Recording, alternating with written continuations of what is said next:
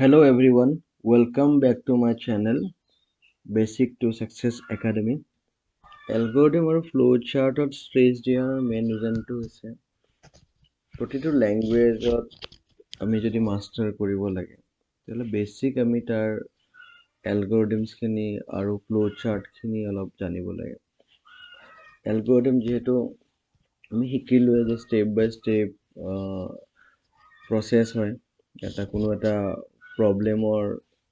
প্ৰব্লেমৰ ষ্টেপ বাই step process যিটো problem আমি সলভ কৰিবৰ কাৰণে আমি কিছুমান এলগৰিদম বা এনেকুৱা ধৰণৰ কিছুমান ষ্টেপ আমি ইউজ কৰোঁ। এতিয়া এলগৰিদম চবতে আছে, যেনেকা ইউটিউব ভিডিঅ' যেতিয়া আমি ৱাচ কৰি আছোঁ আমি কোনটো ভাল পাওঁ বা ইউজাৰে কোনটো ভাল পায় কোনটো বেয়া পায়, চ' গোটেই বস্তুখিনি এটা এলগৰিদমত চলি থাকে। এইখিনি আমি আগতেও কালি ডিছকাছ কৰিছোঁ যে এলগৰিদম আৰু flowchart at typical programming tasks can be divided into two phases, problem solving phase and implementation phase. So প্ৰথমতে কি হয়, problem solving phase এটা আহিব যে আমি কেনেকৈ এটা problem solve কৰিম আৰু তাৰপিছত তাক আমি কেনেকৈ implement কৰিম। Second আহি গ'ল কিছুমান pseudo code যিবিলাক আমি আগতেও কালি পঢ়িছোঁ। pseudo code এটা জেনেৰেল জাষ্ট নেটিভ লেংগুৱেজ হওক বা ইংলিছ লেংগুৱেজ হওক য'ত কোনো ধৰণৰ আমাৰ ইনষ্ট্ৰাকশ্যন তেনেকুৱা ধৰণৰ হাৰ্ড এণ্ড ফাষ্ট ৰুল নাথাকে, চিনটেক্স নাথাকে। বেছিক এভৰিডে যিখিনি আমি ইউজ কৰোঁ ইংলিছ লেংগুৱেজটো সেইকেইটা ইউজ কৰিব পাৰোঁ আমি। ডেফিনেশ্যনখিনি ইয়াত দিয়া আছে, আপোনালোকে চাই ল'ব পাৰে যে pseudocode is an artificial and informal language that helps programming develop algorithm. Pseudocode is very similar to everyday English. ঠিক আছে, ফ্ল'চাৰ্টখিনি আমি ফেমিলিয়াৰ হয়, যোৱাকালিও আমি চাইছোঁ চিম্বল ৱাইজ যি আমাৰ ফাংচন থাকে সেইখিনি আমি চিম্বলাইজ কেনেকৈ কৰিব পাৰোঁ বা ফাংচনখিনিক আমি কোনটো চিম্বল দি ৰিপ্ৰেজেণ্ট কৰোঁ সেইটো আমি অলৰেডি ডিছকাছ কৰিছোঁ। দুই এটা এড কৰি থোৱা আছে, হাইব্ৰিডটো এড কৰা আছে ত' আউটপুট অপাৰেশ্যনৰ কাৰণে, তো অলপ দিয়াই আছে। এতিয়া চাওক ফ্ল'চাৰ্ট ছিকুৱেঞ্চ কণ্ট্ৰল ষ্ট্ৰাকচাৰ যদি আমি চাওঁ, ষ্টেটমেণ্ট 1, ষ্টেটমেণ্ট 2, ষ্টেটমেণ্ট 3, তো যিমানকেইটা আমি ষ্টেটমেণ্ট ছিকুৱেঞ্চ ৱৰ্ডটো এইটো কাৰণে ইউজ কৰা আছে যিহেতু আমি এটা ছিকুৱেঞ্চত ষ্টেপ বাই ষ্টেপ যিটো কি এটা ছিকুৱেঞ্চত যাব লাগিব, য'ৰ ত'ৰ পৰাতো কৰিলে আমি নহ'ব। তো সেইকাৰণে কি হয়, আমি ষ্টেপ এটা ছিকুৱেঞ্চত ফ'ল' কৰিব লাগিব। তো সেইটোকে ছিকুৱেঞ্চ কণ্ট্ৰল ষ্ট্ৰাকচাৰ এটা মেইনটেইন কৰিব লাগে ফ্ল'চাৰ্ট এটা বনাবৰ কাৰণে। এতিয়া ফ্ল'চাৰ্টত আছে চিলেকশ্যন কণ্ট্ৰল ষ্ট্ৰাকচাৰ। যেতিয়া আমি কিবা এটা কণ্ট্ৰল কৰোঁ, য'ত আমি কণ্ট্ৰল ষ্টেটমেণ্ট ইউজ কৰোঁ বা কণ্ডিশ্যন ইউজ কৰোঁ, তেতিয়া কি হয়, কণ্ডিশ্যনবোৰ ফুলফিল হ'লে সি য়েছত আহিব আৰু সি এইটো প্ৰগ্ৰাম এক্সিকিউট কৰিব, আৰু যদি সি ন' হয় তেতিয়াহ'লে এইটো হ'ব। ছাপ'জ আমি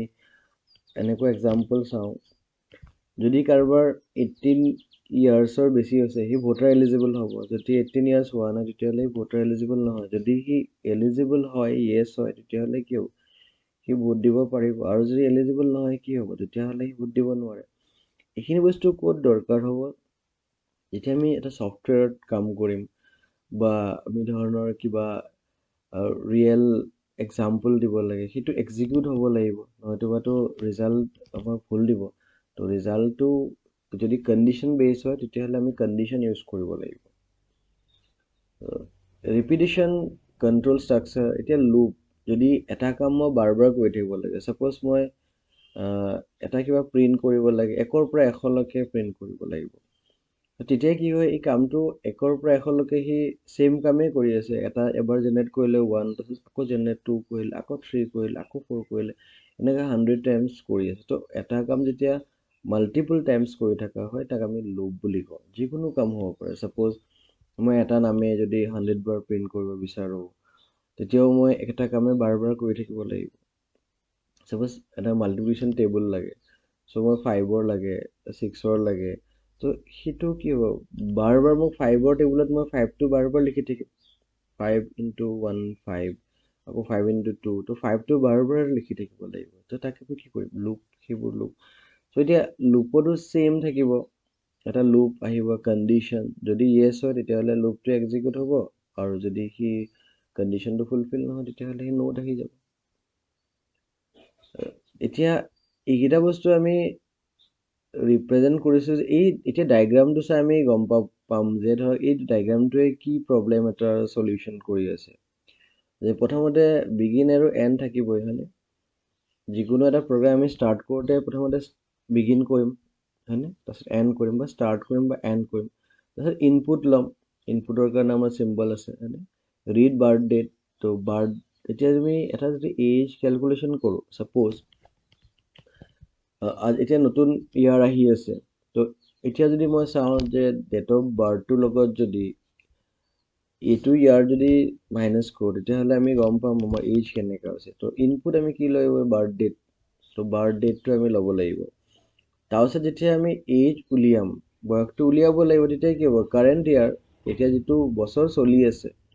সেইটোৰ লগত বাৰ্থ ডেটটো কি কৰিম মাইনাছ কৰিম বাৰ্থ ইয়াৰটোৰ লগত এইটো বাৰ্থ ডেট নিদি বাৰ্থ ইয়াৰো দিব পাৰোঁ তেতিয়া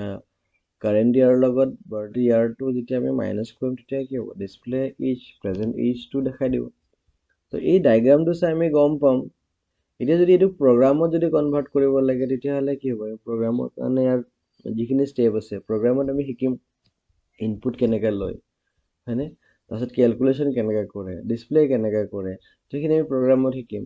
ইনপুটৰ কাৰণে আমি কিছুমান ভেৰিয়েবল ল'ব লাগিব আকৌ ডাটা টাইপখিনি কাষ্টিং কৰিবলৈ কি ডাটা টাইপৰ হয় এতিয়া ছেকেণ্ড আমি চাম যে কেলকুলেশ্যনত আমি ইয়াত চিম্বল কি ইউজ কৰিম যদি ডিডাক্ট কৰিব লাগে মাইনাছ যদি এড কৰিব লাগে প্লাছ তো সেইবোৰ আমি নেক্সট ক্লাছবিলাকত চাম কেলকুলেশ্যন কেনেকৈ কৰে ডিছপ্লে কাৰণে আমি প্ৰিণ্ট ইউজ কৰোঁ বেলেগত বেলেগ হয় তো পাইথন আমি প্ৰিণ্ট ইউজ কৰিম তাৰপিছত এড ষ্টপ বুলি নিলিখোঁ তাৰপিছত আৰু একো লিখিব নালাগে প্ৰগ্ৰামিঙত এই তিনিটা ষ্টেপ দৰকাৰ হ'ব এইকেইটা জাষ্ট আমি গ্ৰাফত দেখাবৰ কাৰণে ফ্ল' চাৰ্টত তো চিমিলাৰলি এইটো এটা প্ৰগ্ৰাম আছে বিগিন আকৌ ৰিড এজ চ' এজটো আমি এড কৰিম তাৰপিছত যদি সি এজটো 18তকৈ বেছি হয় তেতিয়াহ'লে সি মেচিয়ৰ বুলি ডিছপ্লে কৰিব আৰু যদি নহয় তেতিয়াহ'লে কিড বুলি ডিছপ্লে কৰিব চ' কণ্ডিশ্যনবিলাক আমি ডায়মণ্ড দি ইউজ কৰোঁ হয়নে ত' কণ্ডিশ্যনবিলাক আমি ইফ এলছ বা য়েছ ন' দি আমি ৰিপ্ৰেজেণ্ট কৰিব পাৰোঁ ত' চিমিলাৰলি আৰু এটা এক্সাম্পল যদি চাওঁ আমি write an algorithm and draw a flowchart to convert the length in feet to centimeter তো ফিটৰ পৰা যদি আমি চেণ্টিমিটাৰ নিব লাগে কিন্তু চিউড'কড জাষ্ট আমি লিখি ল'ম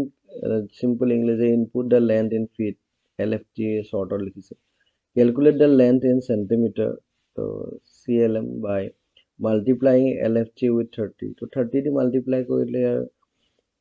এনচাৰটো ওলাব প্ৰিণ্ট লেন্থ ইন চেণ্টিমিটাৰ তো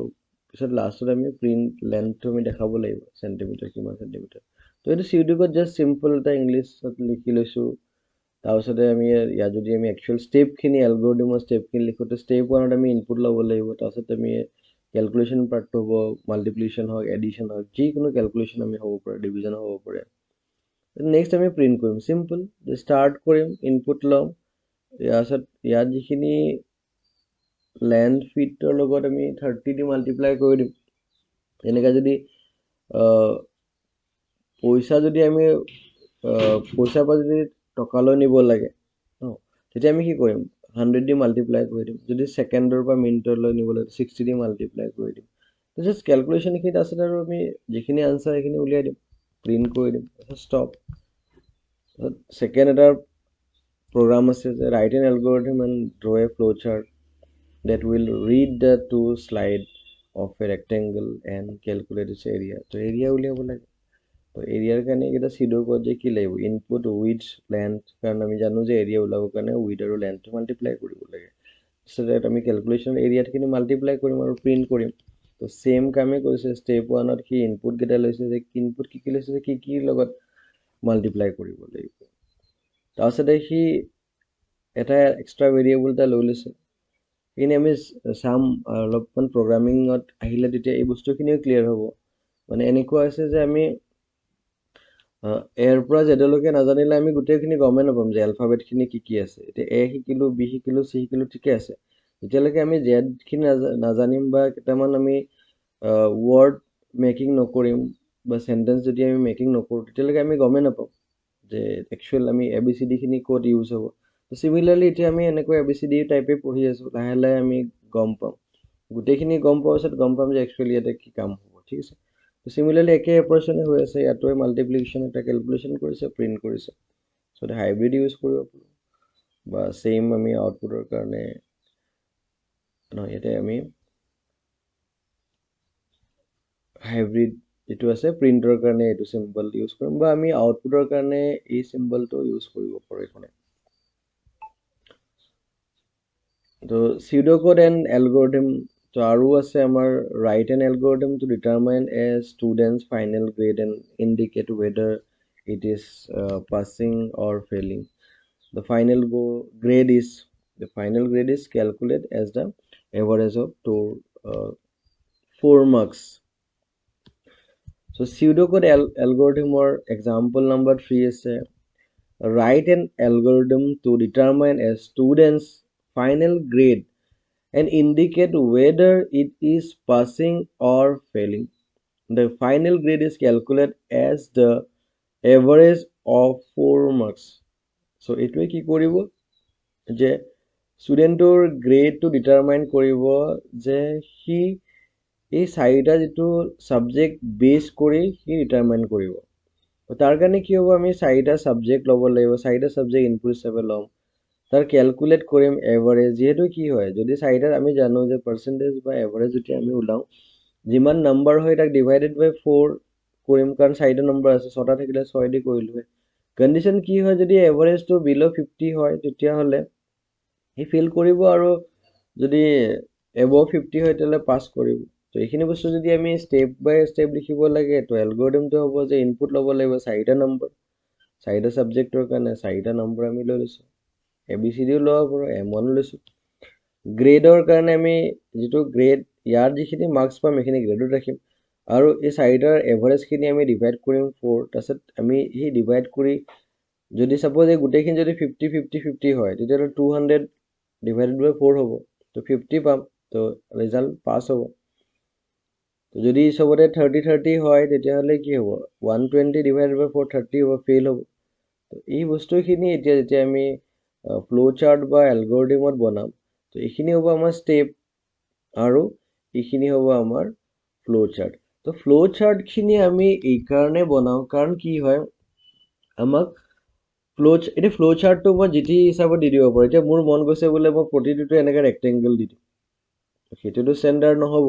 কাৰণ যদি এতিয়া ট্ৰাফিক ছিগনেলবিলাকে চাওঁ, চবতে যদি এটা চিম্বলে দি দিওঁ তেতিয়াহ'লে মানুহে কেনেকৈ গম পাব। ডায়েগ্ৰামটো চাই গম পাব লাগিব যে ডায়েগ্ৰামটো কি বুজাই আছে। চিমিলাৰলি সেই ডায়েগ্ৰামটো এটা ষ্টেণ্ডাৰ্ড প্ৰচিডিঅ'ৰ নাথাকিলে, ছাপ'জ ইণ্ডিয়াত বোলে এইটো ডায়েগ্ৰামক এটা বেলেগ বুলি কয়, ক'ত বাহিৰত বোলে এটা বেলেগ এটা কয়, বা ইয়াতে আমি এটা বেলেগ কওঁ, বাহিৰত এটা বেলেগ এটা কওঁ, তেতিয়াহ'লে কি হ'ব, সি ষ্টেণ্ডাৰ্ড প্ৰচিডিঅ'ৰ নহ'ব। আৰু ষ্টেণ্ডাৰ্ড প্ৰচিডিঅ'ৰ নহ'লে কি হ'ব, যিহেতু এতিয়া ছফ্টৱেৰটো বাহিৰতো বনি আছে, ইয়াতো বনি আছে, তো কমন পিপুলৰ কাৰণে এইটো নহ'ব। গতিকে কি হয়, ফ্ল' চাৰ্টত যিখিনি চাৰ্ট থাকে সেইখিনি আমি ৰুলছখিনি এইকাৰণে জানিব লাগে, যাতে এই চিম্বলটোক যেতিয়া আমি ইনপুট হিচাপে ৰিপ্ৰেজেণ্ট কৰিম তাক কেনেকৈ ড্ৰ কৰিম, যেতিয়া কণ্ডিশ্যন হিচাপে ৰিপ্ৰেজেণ্ট কৰিম তাক কেনেকৈ ড্ৰ কৰিম, বা তাক যদি প্ৰিণ্ট হিচাপে লওঁ তাক আমি কেনেকৈ ড্ৰ কৰিম। তো সেই বস্তুখিনি জানিবৰ কাৰণে আমি ফ্ল' চাৰ্টখিনিৰ এই যিটো চাৰ্ট দি আছে, এই চাৰ্টটোৰ মেইন উদ্দেশ্য হৈছে এইটোৱে যে আমি জানো যে কোনটো চাৰ্ট কোনটো কামৰ কাৰণে ব্যৱহাৰ কৰিব লাগে, বাকী একো নাই।